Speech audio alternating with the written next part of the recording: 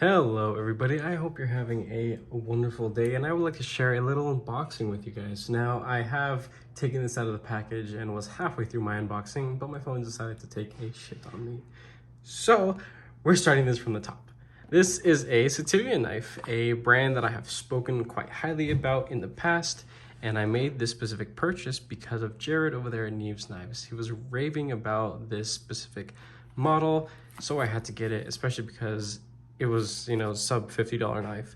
So this is the model ST-139.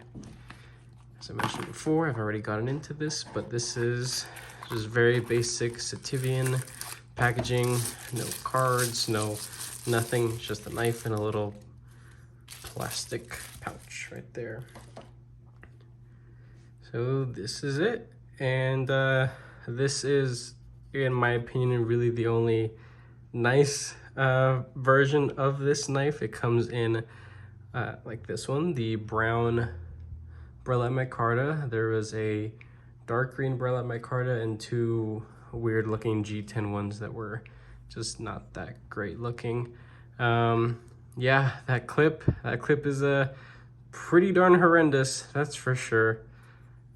The only method of opening here, deployment, is the flipper tab right here. This space over here looks like it could be for a front flipper if it was sharp enough, but yeah, there's no, that's not gonna be a thing. There could have been one more jump right there, or maybe just sharper, finer jimping. It would have been a little bit better, but here we go. And that is a pretty attractive looking, very simple EDC drop point blade. And look what we got here, a full functioning finger choil. This is extremely comfortable, extremely sweet in the hands. I don't necessarily feel the pocket clip, but knowing that this horrendous thing exists on this rather perfect for what it is knife, kind of bugs me. But the access to the steel liner lock over here, it is quite generous, not sharp by any means, very thin liners and very light to disengage, no lock stick. It is extremely tight in every direction, zero play. At least my specific unit has zero play. We do have a black G10 backspacer and a hole for a lanyard. These are T6 screws for the pocket clip, body screws, and I believe that is a T8 for both sides.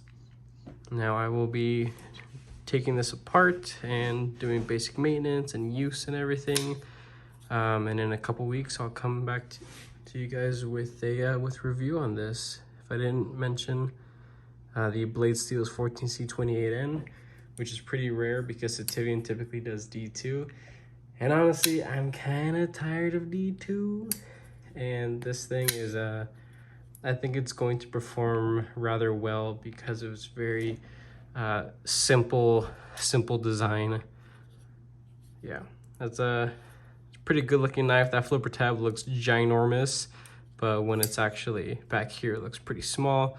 There is a significant amount of leverage and force you can put behind that because of the positioning, and it's extremely comfortable to get at, for sure.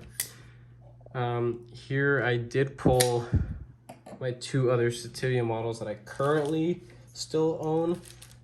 In my opinion, Sitiviens, they're extremely cheap but very well made knives.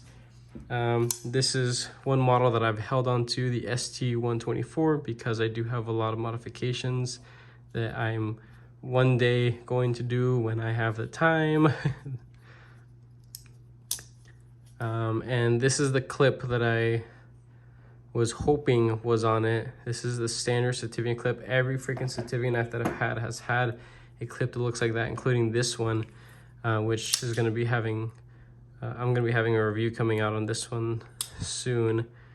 But this is the ST-127. Also, both of these are in D2.